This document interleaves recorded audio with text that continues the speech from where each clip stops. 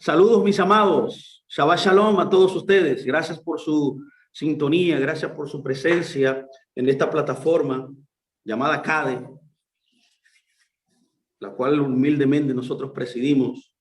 Son las siglas de Conceptos Adecuados de Edificación. Así que le habla su hermano y amigo Luis Fernando Graciano desde la República Dominicana. Un abrazo entrañable y esperamos que este tiempo donde hemos agendado para poder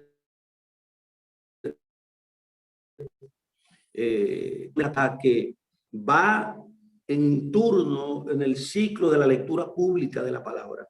Este Shabbat, como de costumbre, leemos la porción presente, y esta es la porción que es doble en esta semana, es la porción Harimot, y juntamente también se lee la porción llamada Kedoshim. Así que hoy un tema importantísimo, como siempre, ¿no?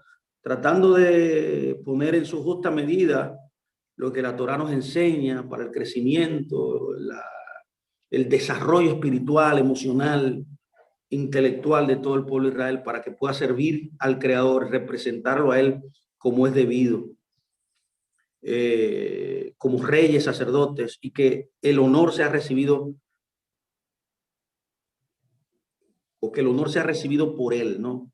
Y que Él, su fama, su nombre sea levantado. Hacemos todo esto para eso, para que su nombre sea reconocido.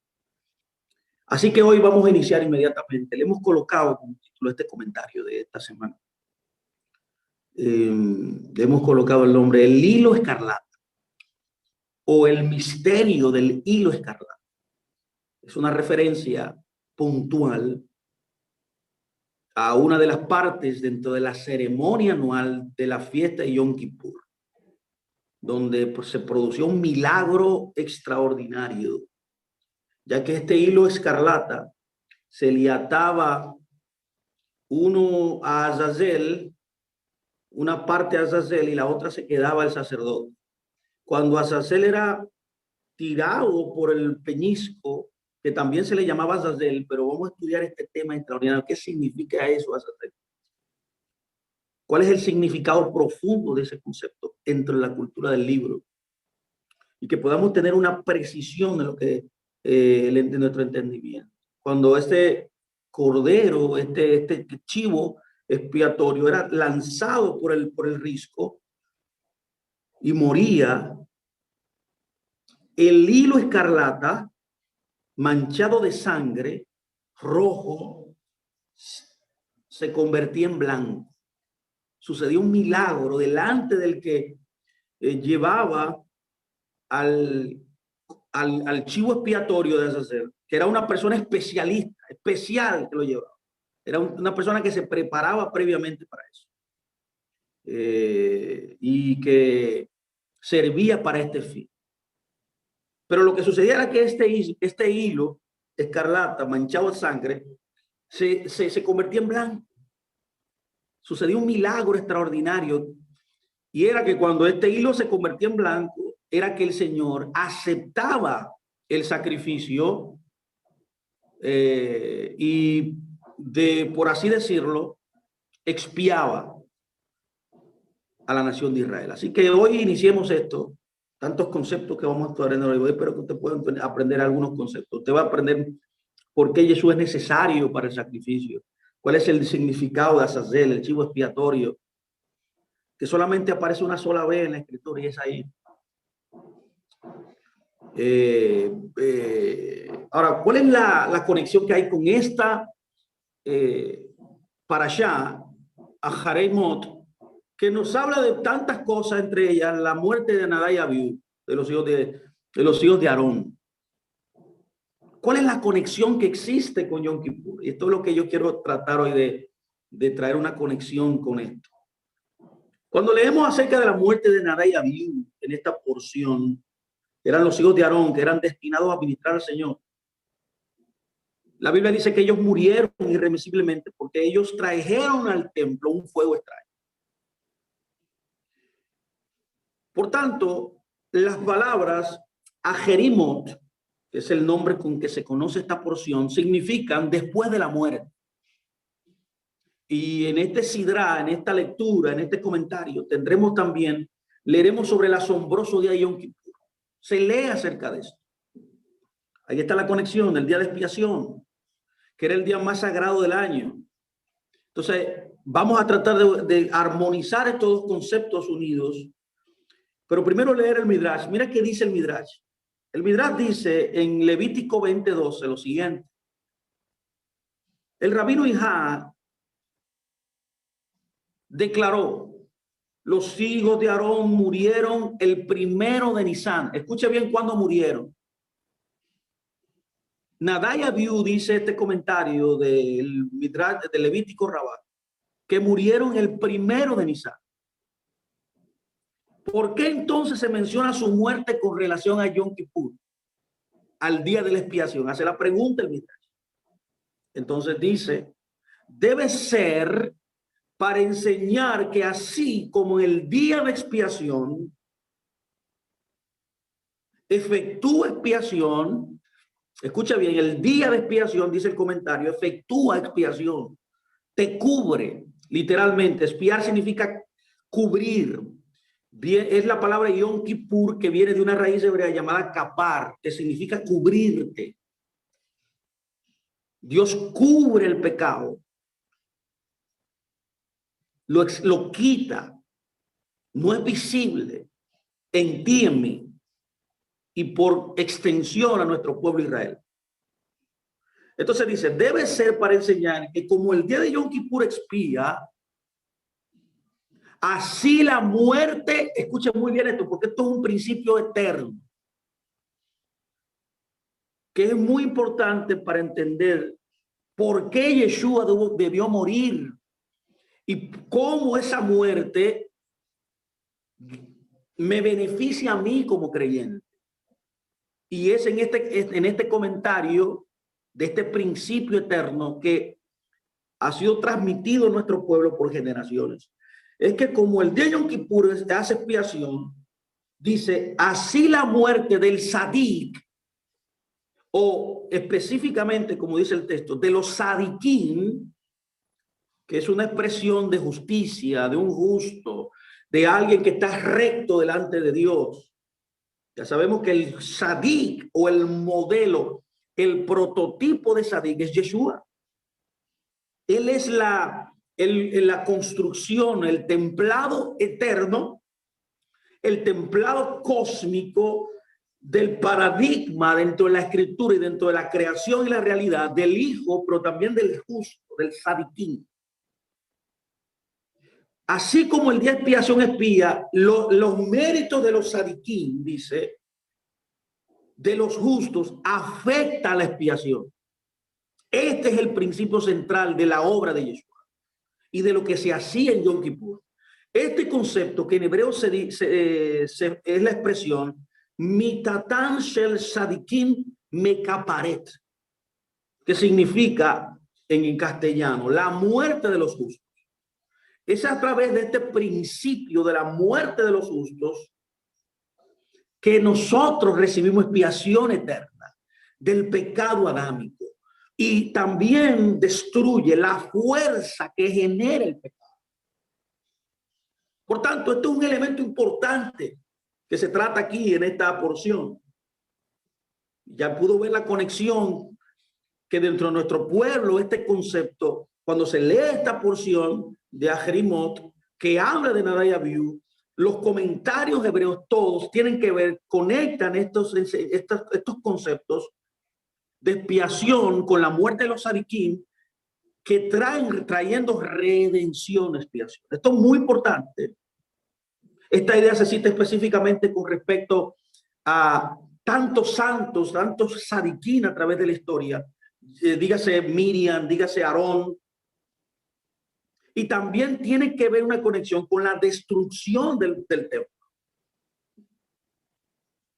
Yo sé que no podemos hablar de todos estos conceptos, pero las notas estarán disponibles para que usted pueda leerlo completamente. Pero déjame decirle algo importante. El Sadik, que es el elemento central para poder entender todo esto, el Sadik por excelencia es tipificado por Yosef.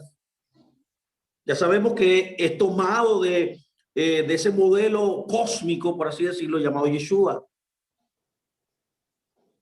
Vemos cómo José es llamado, es tomado como un prototipo del Sadik. Por eso se le llamaba a sí mismo en la Torá. Al único que se le llamó así fue Yosef. Literalmente se le llamó Yosef el Sadik. José el justo, quien cuando estudiamos su historia resistió las tentaciones de Egipto. No se dejó envolver por esa parafernalia y toda esa vistuosidad que el mundo tiene.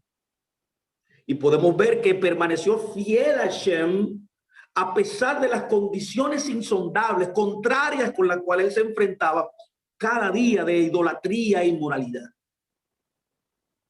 Es por tanto que el libro de Proverbios recoge la importancia del Sadik. El Proverbios dice, en el capítulo 10, verso 25, establece este principio de una manera insondable. Dice, el Sadik es la base, es el fundamento del mundo. Si usted le pregunta a alguien, ¿cuál es el fundamento del mundo? ¿Por qué estamos aquí? ¿Cuál es la base que sostiene todo lo que hacemos? Es la justicia, es caminar en justicia, es caminar en rectitud. Y esa es una persona que es un sadik. Alguien que cumple el propósito, alguien que camina en las misbos, alguien que está recto, que se ha colocado el yugo de la Torah. Por tanto, la tierra y por extensión el universo completo existe debido al sadik, mi amado. Ya sabemos que es Yeshua mismo. Él es el patrón, el modelo, el cuadro, el templado que se proyecta, que es una imagen espejo en la tierra, en la realidad en la cual tú y yo vivimos. En Génesis, por ejemplo, leemos que Yosef el Sadik fue vendido a sus hermanos, por sus hermanos, a los gentiles, dice la escritura. Y aunque fue vendido a Egipto, el corazón de la depravación espiritual, ya que eso significa Egipto, la traba mental y física, pero también tiene la conexión y la moraleja, por así decirlo, de lo que significa la depravación espiritual. Es por eso que el Midrash Rabbah, el comentario hebreo, destaca la capacidad de Hashem de sacar de la oscuridad luz. Y es por eso que este gran Sadik fue expuesto en ese lugar para que brillara la luz en medio de la oscuridad. La Torah dice, el comentario, perdón, del Génesis Rabbah dice, capítulo 85, verso 1, dice, el rabino Nachman comentó así, porque sé los pensamientos que pienso hacia ti, dice Hashem. Los antepasados tribales se dedicaron a vender a José. Jacob lo llevaron con su silicio y ayuno, y Yehudá estaba ocupado tomando una esposa, mientras que el santo bendito sea estaba creando la luz del Mesías. Esto es muy interesante, este comentario. ¿Por qué dice este comentario que él estaba creando la luz del Mesías? Porque se entiende dentro de la cultura hebrea que en cada generación hay una representación del Mesías. Es el Mesías en la generación. El Mashiach Hador, se le conoce en hebreo. En esa generación, José era el Mesías de su generación. Por tanto, dice el comentario, por tanto, y sucedió en ese momento, antes que estuviese de parto, dio a luz, antes de que naciera el último que esclavizaría a Israel, nació el primer redentor. ¡Wow! Escuche muy bien, como dice, y sucedió en ese momento. Este concepto es muy importante entenderlo. El concepto de la redención a través del Sadik. Es un principio eterno, es un principio recogido en la tradición del pueblo de Israel. En cuanto a este tema, el Rambán también, una autoridad dentro de nuestro pueblo, resume la enseñanza de ese Midrash que acabamos de leer. Él dice, te diré un principio que debes tener en cuenta en los próximos pasajes sobre la vida de Abraham, Isaac y Jacob. Es un principio importante. Escuchen muy bien esto, yo quiero dejar claro este principio para poder entonces continuar en la obra de Yeshua. Que los sabios mencionan suscitamente cuando dijeron: todo lo que ocurrió a los patriarcas es una señal o portento para sus descendientes. Wow, esto es una expresión muy poderosa. Este principio de que lo que le sucedió a los patriarcas era un prototipo, era un cuadro alegórico, por así decirlo. Era un presagio profético de todo lo que le sucedería a todos los creyentes, a todos los descendientes, tanto por fe o naturalmente, que pertenecen al pueblo de Israel.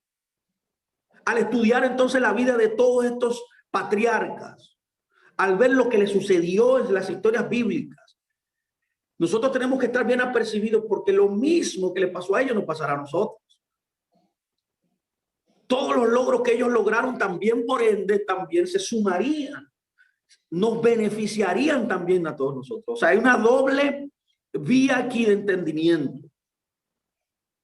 El Rambán continúa diciendo en el comentario de Ar-Kror, un comentario muy famoso dentro del pueblo de Israel, dice lo siguiente, Rambán: cada vez que la Torá registra un incidente que ocurrió en la vida personal del patriarca, esto es muy importante, es porque ese evento presagió algún evento paralelo que afectaría al pueblo judío en el futuro. Este concepto dentro del cristianismo, dentro de la teología cristiana, aunque es un término muy técnico, tengo que usarlo aquí para que usted me pueda entender, se llama progenie profética. Progenie profética. Es lo mismo que estamos nosotros tratando de mencionar aquí, que los eventos que le ocurrieron a los patriarcas, que sus logros, que los que alcanzaron para nosotros conforme a su mérito, se traspasa, se imputa, se le entrega y afecta tanto negativamente como positivamente al pueblo de Israel, a todos nosotros, mis amados, que estamos aquí. Otro gran rabino llamado Ari Kahn, un gran sabio, él dice lo siguiente también en cuanto a este tema. Lo voy a citar, mire, dice: para entender el significado de las enseñanzas en Génesis, y específicamente en esta porción de la Torá, debemos introducir el concepto, escuchen muy bien, de Mazet Abot Zinan Lebanim. Lo voy a repetir. Es el principio, es el concepto muy conocido en nuestro pueblo. Mazet Abot Ziman Lebanim, que literalmente significa las acciones de los antepasados, sirve como portento para sus descendientes. Ya vemos que hay 3 testigos que hablan de este tema dentro de nuestro pueblo. Con 2 o 3 testigos, conforme a lo que Pablo enseñaba, se establece un principio en la Torá. Vemos cómo los sabios, vemos cómo tantas autoridades tienen el mismo entendimiento.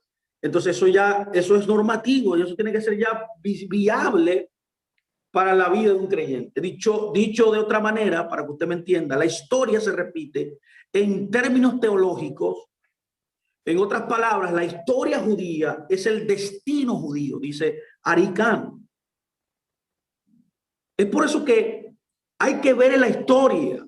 La frase que me encanta, que la digo mucho en mis enseñanzas, en mis escritos, es bien significativa, porque refleja este punto de vista de este principio de Mazet Abot Ziman Lebanim. Expresa y expresa que el que no conoce la historia está condenado a repetirla. Es por esa razón que leemos cada año esta porción y cada una de las porciones de la Torá, para repetir los principios bíblicos. Mientras más lo leemos, mientras más lo entendemos, mientras más lo hacemos, estaremos afirmando nuestra fe, pero también estaremos llegando a la plenitud del conocimiento de todo lo que Dios ha hecho.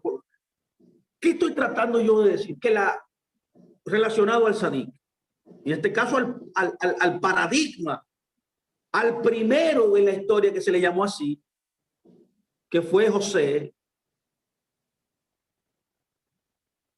Y es que cuando a él se le vende, ¿se acuerda que una de las cosas que le sucedió a él fue que lo vendieron?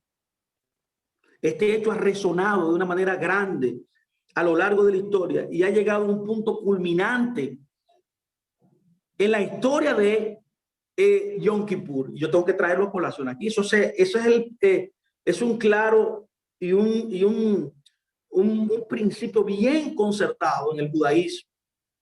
Y es que el judaísmo ha enseñado por generaciones que la venta de Yosef,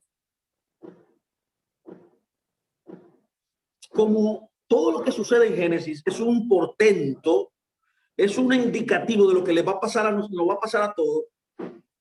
En este escenario de la venta de Yosef hay un hecho significativo que repercute en nuestra vida y está conectado a Yom Kippur. Y es el hecho, aunque parece difícil de argumentar, que los hermanos no fueron culpables del acto de perfidia. La tradición judía se refiere a la venta de José como una mancha de la conciencia colectiva de toda la nación.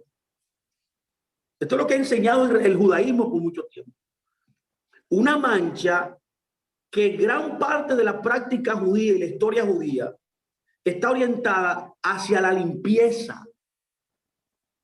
Es por eso que siempre se exige limpieza ritual, purificación.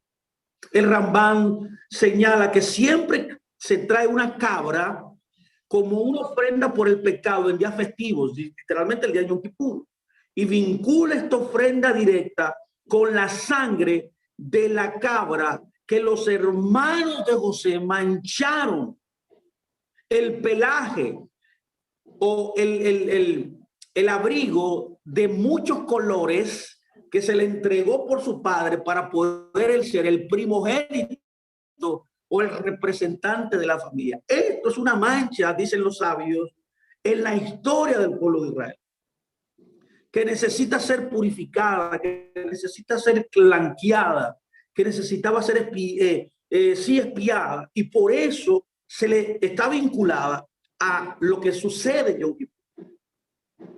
Si lo que sucede en Génesis tiene ondas proféticas en la historia de Judía, ¿qué evento es presagiado por los hermanos que venden a Yosef a los gentiles? Es una buena pregunta. Para esto tenemos que tener en cuenta que toda la humanidad es culpable ante Shem. Toda la humanidad, todo el mundo está bajo el hechizo, por así decirlo, el sortilegio o el consejo embaucador de la serpiente. Ese veneno todavía está dentro de nosotros. Por tanto, como toda la humanidad es culpable, y es para Israel esto, y si incluso para el mundo, que vino el Mesías. Para eso vino el Sadik, que se conoce como la obra del Mashiach ben Yosef. Como dicen los sabios, como dije antes de iniciar este servicio, en los comentarios que antes de comenzar la grabación, mis amados, es que como dice un gran rabino llamado Daniel Krenman, él dice que la necesidad de la misión del Mesías surgió como resultado del pecado de Adán. O sea, la activación de la obra del Mesías como Mesías ben Yosef fue activada, fue iniciada por el pecado de Adán. En otras palabras y en teoría, si Adán no hubiera pecado, ya sabemos que pecó, pero vamos a teorizar un poco, y no hubiera producido un daño tan tremendo espiritual para sí mismo y para el mundo, no habría sido necesario el esfuerzo de Tikkun Haolam. No, ese esfuerzo de Tikkun Haolam, de expiar, de destruir el mal que produce el pecado y el pecado en sí mismo, no tendría necesidad de haber surgido si eso no hubiera pasado. Por tanto, el Mashiach ben Yosef no aparecería. Y no aparecería en cada generación posterior. Por eso que en cada generación surgía el Mesías. Por tanto, el Mesías ben Yosef viene con la función de rectificar ese daño, de erradicar, de devolver a la humanidad, escuchen muy bien, al principio, a como era todo en el principio, a como Dios había ideado su plan, que Adán caminara, que Adán viviera, que era representarlo a él correctamente en el gobierno en la tierra. Era el estado de Adán antes del pecado, un estado recto, un estado justo totalmente.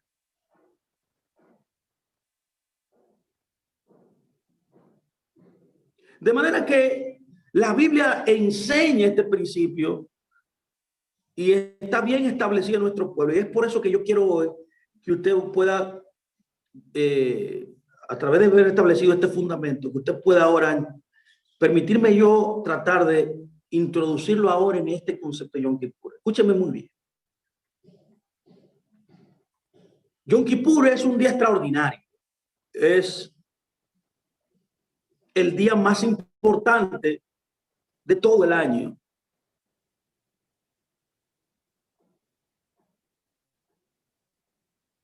Y por esa razón hay que estudiar la esencia de lo que se trata ese día. Ya hemos hablado algo. Ya hemos hablado, por ejemplo, el método. Pero entremos ahora aquí a este concepto del hilo escarlata. Luego de entender este fundamento de los que los méritos de los justos son traspasados a todo pueblo de Israel. En el libro de Génesis habla del nacimiento de dos gemelos. Escúchenme muy bien. Y uno tiene el hilo escarlata envuelto alrededor de su brazo. ¿Se acuerda usted? Hay una historia extraordinaria que habla de un hilo escarlata que un niño, un gemelo tuvo. La Biblia dice en Génesis 38, lo voy a leer para que usted lo vea, 27 al 30. Sucedió en el momento de su parto que aquí había gemelos en su vientre. Cuando ella dio a luz y una extendió una mano y la partera tomó y ató un hilo escarlata en su mano. Escuche bien, aquí hay un misterio muy grande en el hilo escarlata.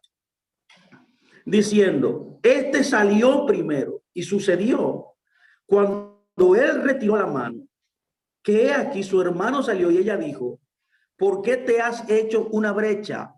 Escuche bien, ¿por qué te has hecho una brecha? Por eso su nombre fue llamado Pérez. Después salió su hermano, que tenía el hilo escarlata en la mano. Y su nombre se llamaba Zerah. Esto es muy importante, este verso. Aquí hay unas cosas, unas enseñanzas muy poderosas que yo voy a tratar de comunicar. Escuchen. En el Tanakh, no solamente tenemos la aparición de esta vez de un hilo escarlata. El hilo escarlata está tejido a lo largo de un gran tapiz, de un gran cuadro, de un gran lienzo en toda la Torá, porque es un principio eterno, que es un hilo que te lleva desde el principio hasta el final para que tú puedas entender el plan de Dios. Por ejemplo, ese hilo escarlata fue atado en el brazo de Será. También fue tejido en tela y en la cortina del Mishkan. También era parte de la vestidura del sumo sacerdote. Este hilo escarlata, por eso el secreto del hilo escarlata en este día, que estamos tratando de entender, se utiliza también para la purificación del leproso en la Biblia. Este hilo escarlata también estaba conectado al sacrificio de la novilla roja, que hay una buena señal ahora en Israel, la están criando ya. Ya aparecieron hace unos años y ya la están criando. ¿Por qué? Porque está anunciando la redención total y la edificación del tercer templo. Todo se está cumpliendo a cabalidad como la Torá lo enseña. Vemos también que este hilo escarlata era utilizado para salvar la vida de Rahab. ¿Se acuerdan? Que cuando Rahab fue rescatada, este hilo estaba presente ahí. También la Biblia enseña que este hilo era comparado a los labios de la novia. ¿Cree usted que esto es casualidad? No, esto es un hilo bien, una secuencia y un principio bien esbozado en la Torá. El Midrash conecta el hilo escarlata con el sacrificio de Yom Kippur cuando nos dice en el comentario de canciones, Cantar de los Cantares Rabá, dice, tus labios son como un hilo escarlata. Dios, ¿cómo se compara aquí en Cantar de Cantares este hilo? Esto se refiere al lazo carmesí en Yom Kippur, dice el comentario. Y su mitzvah, su palabra, está completamente. Esto se refiere, escuche bien, a Azazel, al chivo expiatorio. Escuche bien.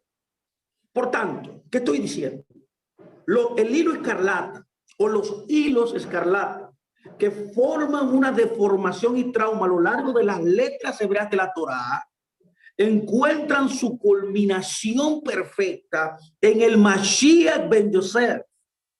Es por eso que Mateo 27 nos los habla, nos los declara, lo conecta al Mesías, lo conecta a Yeshua, y es por eso que tenemos que levantar nuestras manos en agradecimiento, porque toda la Torá habla de él, mis amados, de la obra que él iba a hacer.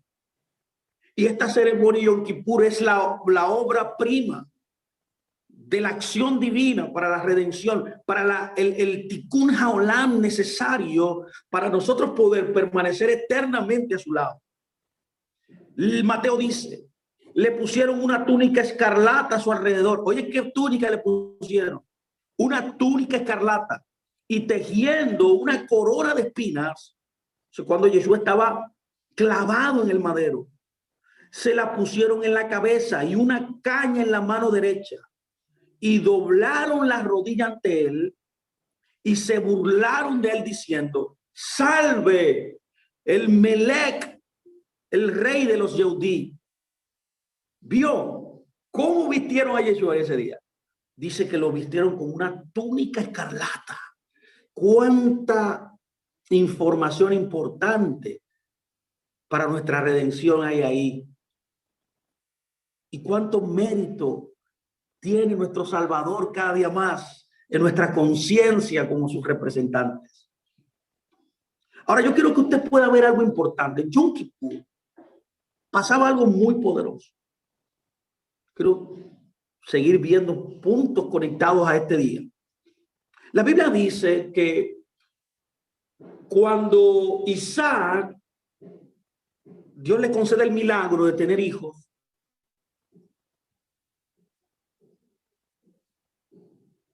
él tuvo dos gemelos. Uno se llamaba Jacob y otro se llamaba Esaú. La historia de Jacob y Esaú, mi amado, es la historia, yo diría, si no es la más importante, una de las más importantes. Aquí hay también un cuadro o un espejo profético muy poderoso conectado a Yom Kippur y a la esencia del hilo escarlata y a la redención final de todos nosotros. Es por tanto que en Génesis 37 nosotros leemos que estos hermanos llamados Esaf y Jacob engañaron a su padre con la sangre de una cabra. ¿Dónde está eso, Fernando? Explícamelo. Génesis 37, 31, 34 dice, tomaron el abrigo de Joseph, mataron a un macho cabrío y lo sumergieron en la sangre. Escuchen muy bien. Tomaron el abrigo de muchos colores. Usted ve la conexión aquí con Joseph también, que expliqué anteriormente. Y se lo llevaron a su padre y le dijeron, hemos encontrado eso. Examínelo. Ahora, si el abrigo de su hijo o no. Ellos le dijeron, mira, padre, chequea a ver si este es el abrigo de José. Examínalo. Entonces la Biblia dice que él lo reconoce y dijo, es el abrigo de mi hijo. Escuche bien, el abrigo de mi hijo, ese mismo abrigo que se le colocó a Yeshua en la cruz. Hay una conexión aquí también. Un animal malvado lo ha devorado. Entonces Joseph está sin duda roto en pedazos. Jacob rasgó su ropa, dice la Torá, y se puso en silicio en la cintura y lloró por su hijo muchos días. Esto dice Génesis 37. Ahora, el Midrash tiene un comentario que es muy importante que usted lo escuche. El Midrash dice, mire,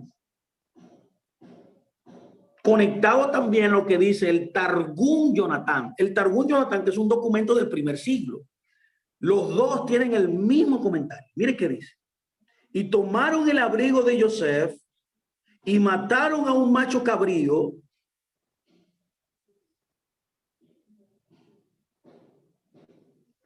¿Por qué una cabra? Pregunta. Porque su sangre se parece, escúcheme, a la de un ser humano. Aquí usted conoce ya el misterio. ¿Por qué el Eterno escogió? No escogió una vaca, no escogió un conejo, no escogió ningún otro animal. Bueno, el conejo es un animal impuro, cualquier otro animal. Una vaca, un burro, lo que sea.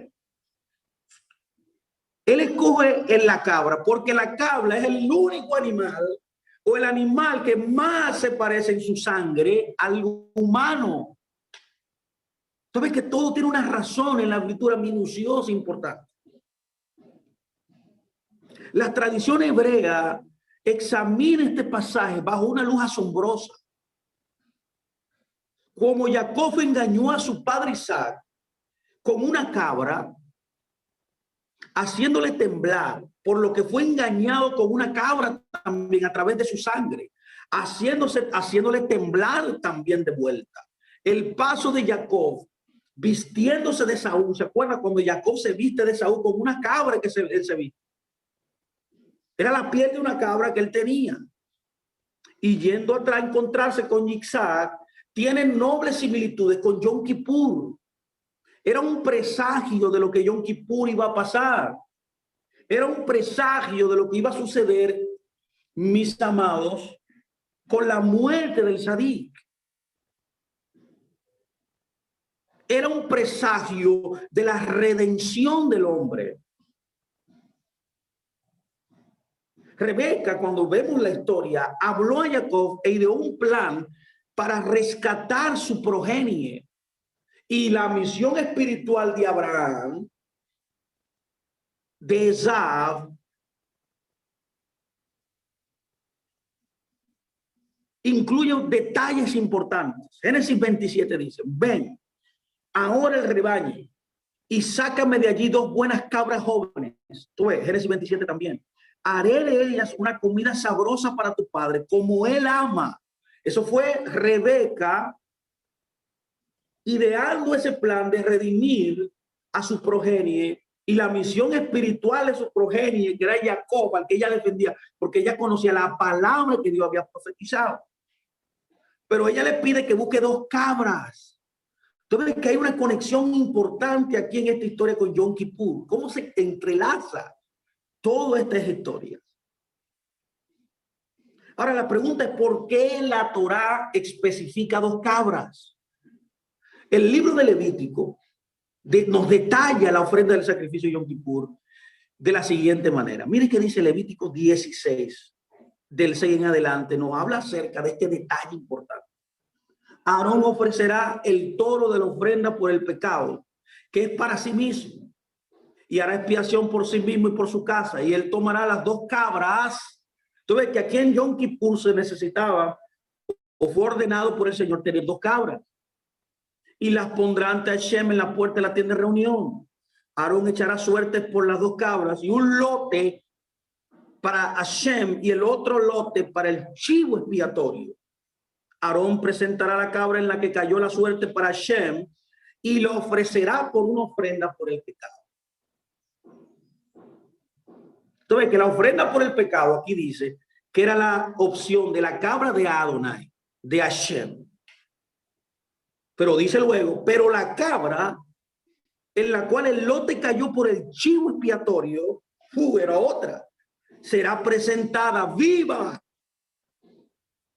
ante Hashem. ¿Por qué usted cree que Pablo en una ocasión dijo: entreguen sus cuerpos en sacrificio como vivo? Ahí está la conexión con Yom Kippur también. Pablo estaba hablando de esta ceremonia Yom Kippur. Estaba tomando en su mente referencia, escúcheme muy bien, a esa cabra de Azazel. ¡Wow! ¡Qué lindo esto! ¡Qué hilo más tremendo y perfecto Dios traza en su palabra! Y dice: para hacer expiación por él, para enviarlo por el chivo expiatorio al desierto. Según la tradición, los sabios, el Hazal, los sabios de Israel, el traer Jacob las dos cabras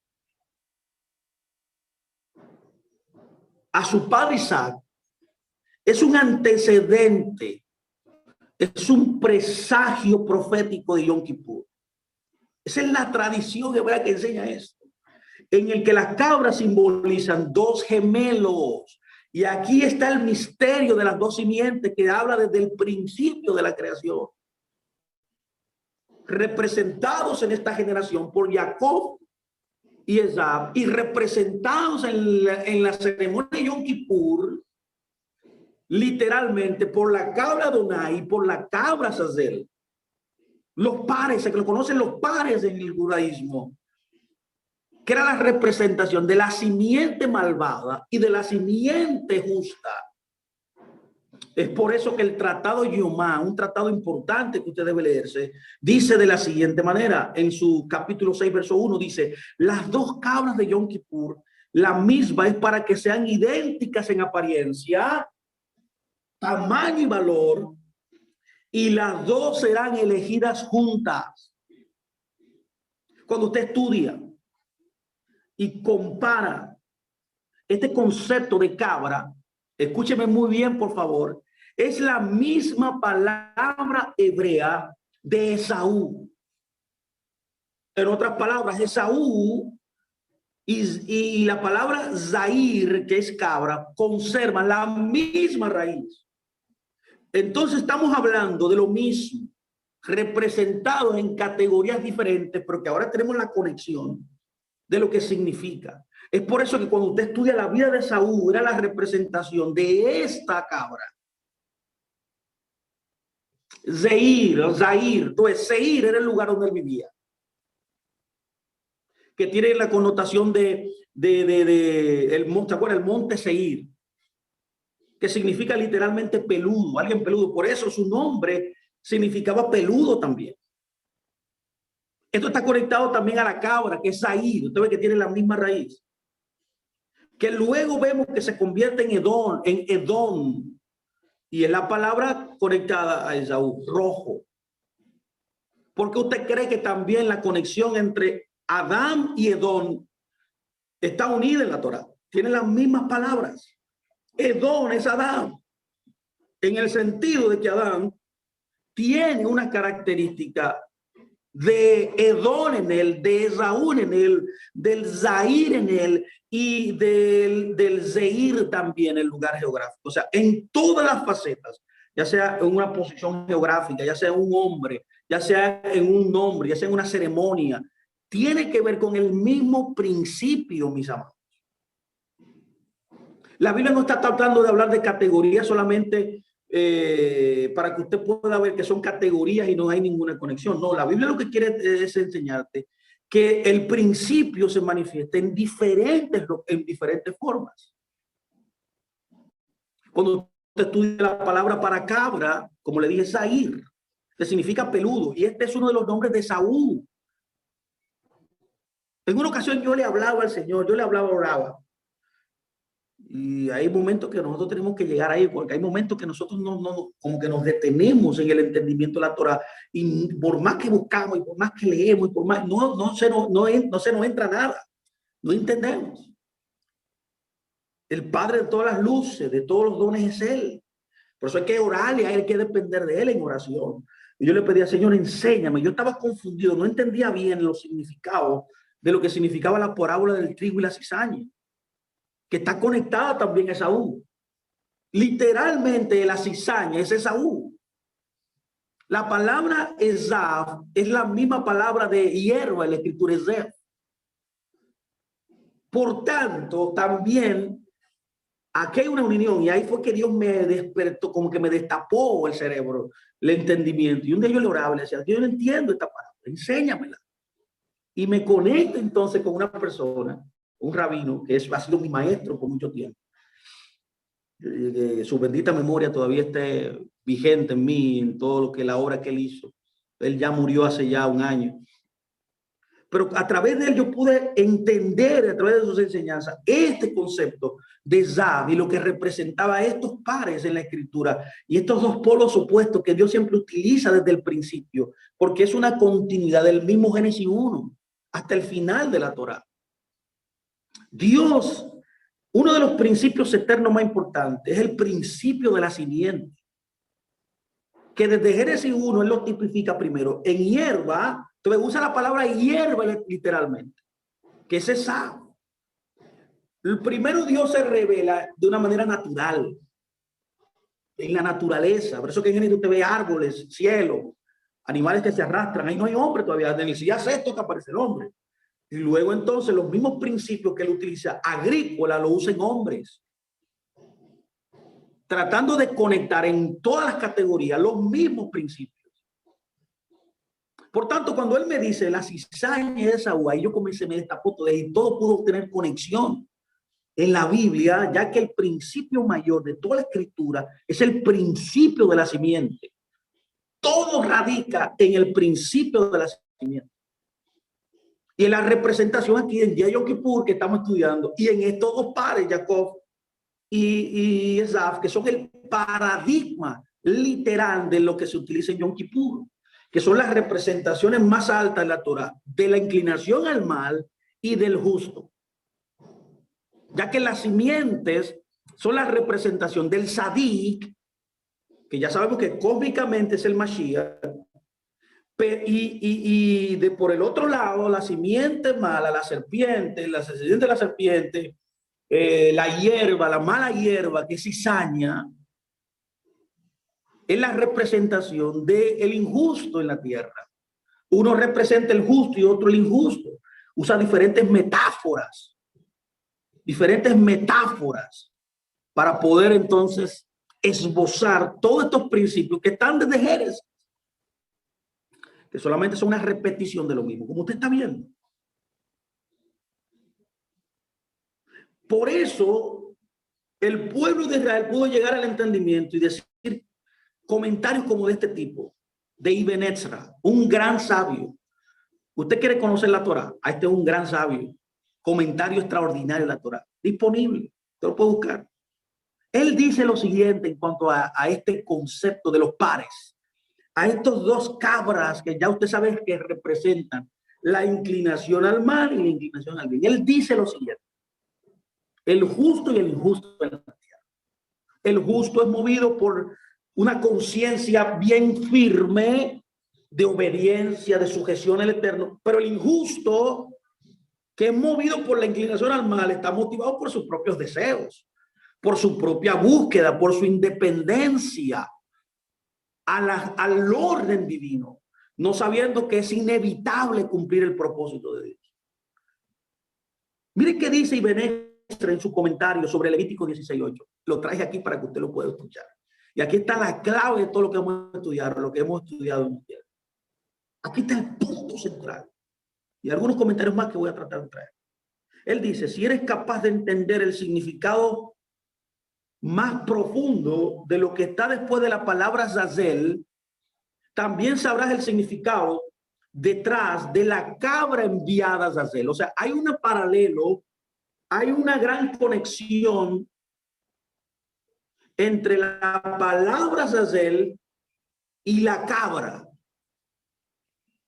que era enviada a Zazel, y el significado de su nombre, porque hay Javerín, dice él. O sea, ¿qué es Javerín? El concepto Javerín es conceptos o ejemplos paralelos en la Torá. Y dice que hay estos ejemplos paralelos en las escrituras. Y revelaré un poco del secreto a través de una pista. Cuando tenga 33 lo sabré.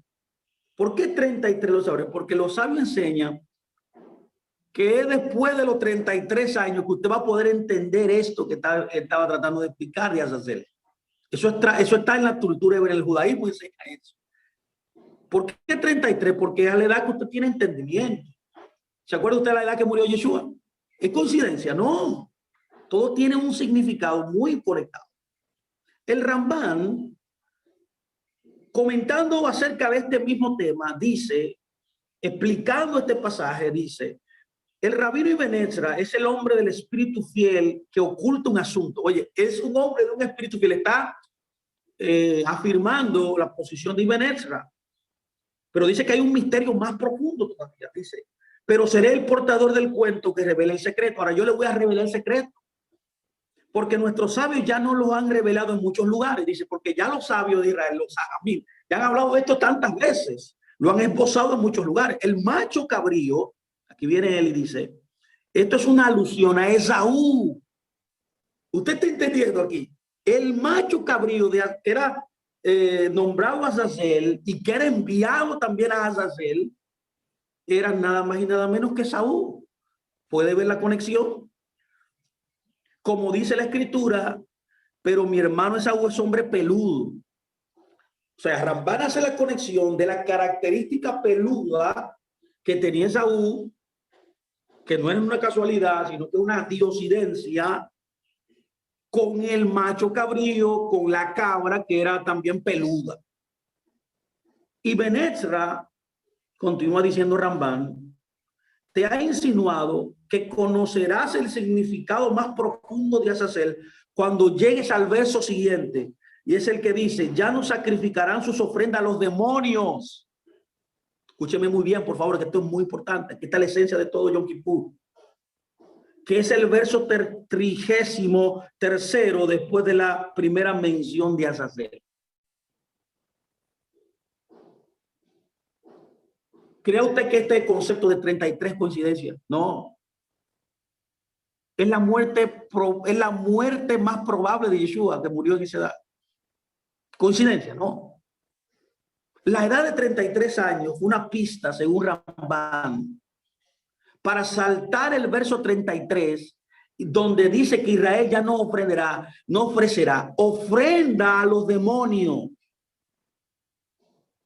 Porque parece que en ese momento histórico Israel se había desviado, se había asimilado a las naciones que tenían alrededor y estaban sacrificando ofrenda a los demonios. El día de Yom Kippur entonces también vendría a ser un paliativo acerca de cambiar ese hábito. Es decir, un tipo de cabra demonio. Los seirim eran tipificados en la escritura como un tipo como un animal peludo. Sin embargo, Rambán nota que el significado oculto más profundo es que esto es una alusión a Esaú. Esto nos lleva a preguntas muy importantes. ¿Está ahí Ben-Ezra refiriéndose despectivamente a Yeshua de Nazaret? ¿Y es la cabra le Azazel un sacrificio a un demonio caprino? Permítame responder. Primero debemos preguntar, ¿qué es Azazel? Rashi, otro gran comentarista, dice algo muy importante. Dice que la palabra Azazel es un lugar irregular. Ahora, hay un texto antiguo llamado el Apocalipsis de Abraham. Escúcheme muy bien, por favor, porque esto es muy importante. Dice este texto que Azazel era un ave inmunda y era la ave específicamente que intentó quitar el sacrificio de Abraham, dice este libro. Hay otro libro documento también fuera de la Biblia llamado el Primero de Enoc, que dice que Azazel representaba al elemento que corrompía al hombre, al elemento corruptor en la sociedad, en la humanidad. Literalmente Enoc dice, Primera de Enoc 10:8 dice, toda la tierra ha sido corrompida a través de las obras que fueron enseñadas por Azazel. Y a él se adscribe todo pecado. Es por tanto que los sabios en Israel enseñaron que Azazel es el ministro celestial de Esaú o del pueblo edomita. Es por eso que usted puede ver que en la historia del pueblo de Israel, los edomitas son los enemigos más comunes del pueblo de Israel. Para que usted me entienda y pueda discernir todo este hilo que estamos tratando de hablar. Judas descendía de Edom. Por eso se le puso al único de los 12 apóstoles que se le puso el nombre de Judas Iscariot, porque esa ciudad era un nombre era un indicativo de dónde él venía, para que usted lo entendiera y lo discerniera. ¿Sabe quién más era de ahí? Herodes.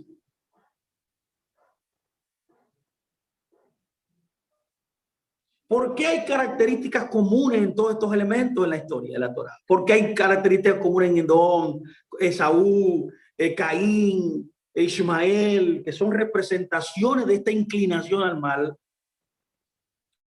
de este elemento corruptor, manipulador, destructor de la vida humana? Tienen características comunes porque representan el mismo principio. Usted ve que usan en la Torá, en las historias, usan conceptos comunes en cada uno de ellos. Por tanto, mis amados, al ser Azazel, conforme al entendimiento hebreo, el ministro celestial, el Zar de Edom, es decir, él se llamaba Zamael. La cabra de Azazel ha sido malinterpretada como un sacrificio, una ofrenda, y no tiene nada que ver con eso. Esta no fue una ofrenda por el pecado. La ofrenda por el pecado era la otra cabra que era llevada al interior del templo. El concepto de la cabra de Azazel era otro, ya que no fue sacrificada porque el sacrificio era lo que se llevaba al altar, la liturgia que se hacía en el templo. Ahora esta cabra no.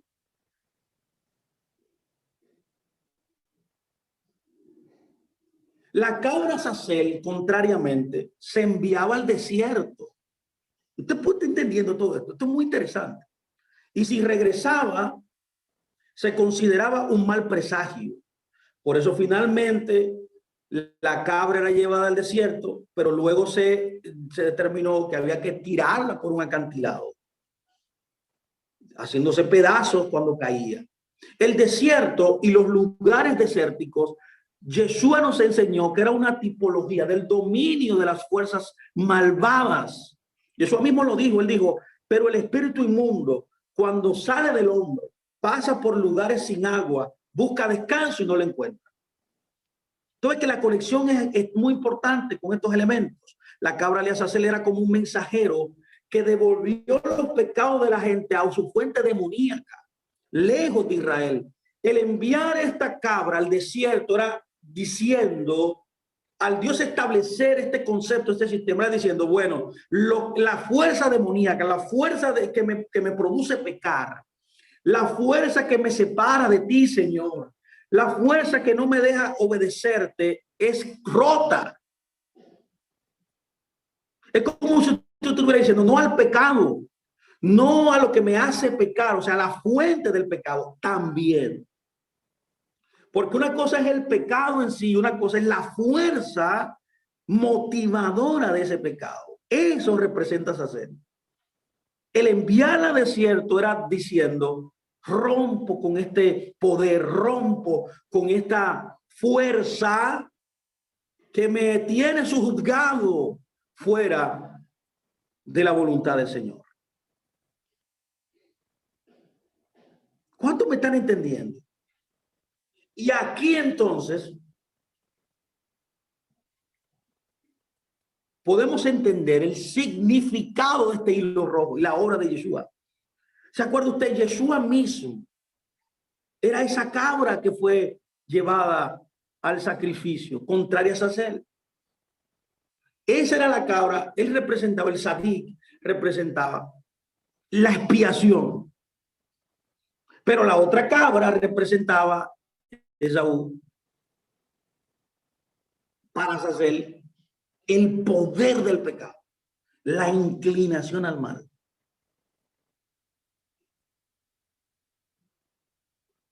Esa fuerza que me atrae a no hacer lo que Dios quiere. Eso es un poder interno. Por tanto, el sacrificio de Yeshua, Dios mío, produce, para que usted entienda, el cubrirte de lo que produjo el pecado al principio, de destruir, por así decirlo, de erradicar dentro de ti el poder que genera tú no caminar en lo que Dios te ha destinado a vivir. Ahora que, permítame ya ir terminando, ya el tiempo se me ha ido. Yo creo que hemos aprendido cosas muy poderosas. Hemos visto el concepto del hilo, hemos visto el concepto de la simiente, hemos visto el significado de Azazel, hemos visto la conexión que hay en la porción de hoy con Yom Kippur. Es lindo de todo esto, es una conexión mágica, extraordinaria. Por eso tenemos que abrir los ojos, mis amados. Abramos los ojos para contemplar a Yeshua, su obra. Él es el Nexer, Él es el Nazareno, Él es la cabra de Adonai. Él es la cabra que posibilita la expiación. Es la voz de Jacob. ¿Se acuerda usted cuando Jacob se puso la cabra, Yom Kippur, se acuerda? Y se puso la cabra, pero la cabra representaba a Esaú. Y eso viene a romper a que tú, siendo Jacob, te vistas de Esaú. A que el poder de la cabra que te colocaste, tipificado en lo que hizo él cuando fue a recibir la bendición, se ha quebrantado. Que ya no te vistas con Azazel, que te vistas del Mesías. Ese es el consejo de Pablo: vístanse del Mesías. En otra oportunidad dijo: tengan la mente del Mesías. ¿Cuál era la mente del Mesías? La mente del Sadik, mis amados, del justo, el que camina en la Torá, en los mandamientos de Dios. No con la voz de Jacob y la vestidura de Saúl, ¿no? La vestidura de Jacob debería ser la vestidura de Jacob, no la vestidura de Saúl. Todo esto se habló de antemano y estaba oculto, pero ya lo hemos visto, cómo se ha desvestido, se ha revelado claramente desde el principio hasta el final. Es hora de que volvamos al Mashiach ben Yosef. Es hora de que le demos tributo, que nos honremos a él por la obra que él ha hecho. Es hora de que los judíos puedan verlo a él para que ellos se rindan también. Nosotros somos los que vamos a provocar a los judíos. Nosotros que estamos volviendo a las raíces hebreas, a guardar Shabbat, a guardar la fiesta, a caminar en justicia, a caminar kosher, a ser puro, a ser recto, a ser santo, a ser amante de una sola esposa, a caminar en los mandamientos. Eso va a ver que los judíos van a ver que nosotros estamos haciendo lo que la Torah dice. Entonces yo voy a decir: wow, espérate, aquí está pasando algo. Entonces ellos van a ver claramente, eso es lo que dice la Torah, a Yeshua. Somos nosotros los que moveremos a hacerlo a los judíos de sangre para que vean a su Redentor. Somos pieza clave para que eso suceda. Cuando esto suceda, la misión del Mashiach ben Yosef será efectiva en ellos. Como dijo Yeshua mismo, nuestro maestro, el Rebe, nuestro Rebe, mis amados. Nosotros debemos arrepentirnos y vivir en Teshuvah para que el reino de los cielos, para que el Malhut Hashamaim venga a nosotros, ya que él está cerca. Él no se ha apartado, ya le ofreció eso, está disponible todavía. Y ahí podemos poder comenzar a visualizar y a ser conscientes de la redención que depende siempre de la Teshuvah. Yo oro hoy para que sea levantado ustedes seguir, para que el poder de Azazel, la inclinación al mal, el poder corruptor de la humanidad, el ego, el individualismo, se ha quebrantado hoy. Y que podamos por segunda vez reunirnos con él en los montes del Líbano, en los montes de Israel y de la mano del Ginón, como se le conoce al Mesías. La llave del arrepentimiento está en nuestras manos, mis amados. Y quiero terminar diciendo esto solamente, lo que dice Isaías, conectando todo este hilo este hilo rojo del milagro, del cambio de una posición a otra. Yom Kippur es el cambio, la rectificación de una posición no correcta delante de Dios a una posición correcta. Y eso es lo que dice el libro de Isaías 1:18. Concluyo con esto y dice, ven ahora y razonemos juntos. Oye, tú ves que usa razonemos. ¿Por qué? Porque la razón, el Neshama, es el lugar más alto de entendimiento. Así dice Hashem. Aunque tus pecados sean como escarlata, era prefigurando el hilo que se colocaba en Azazel. Cuando Azazel moría, se volvía blanco. Se efectuaba el cambio, la transformación. Y esa fue la transformación que sucedió cuando Yeshua vino. Dice, serán blancos como la nieve. Aunque sean rojos como el carmesí, serán como la blanca lana. Mis amados, que el Eterno los bendiga. Espero que usted haya podido entender esto, que sea beneficiado también por esta enseñanza. El Eterno me los bendiga y los guarde, y que haga siempre, y acuérdese, que Él resplandezca su rostro sobre usted, y que Él le conceda shalom. Shalom, shalom, mis amados. Shabbat shalom.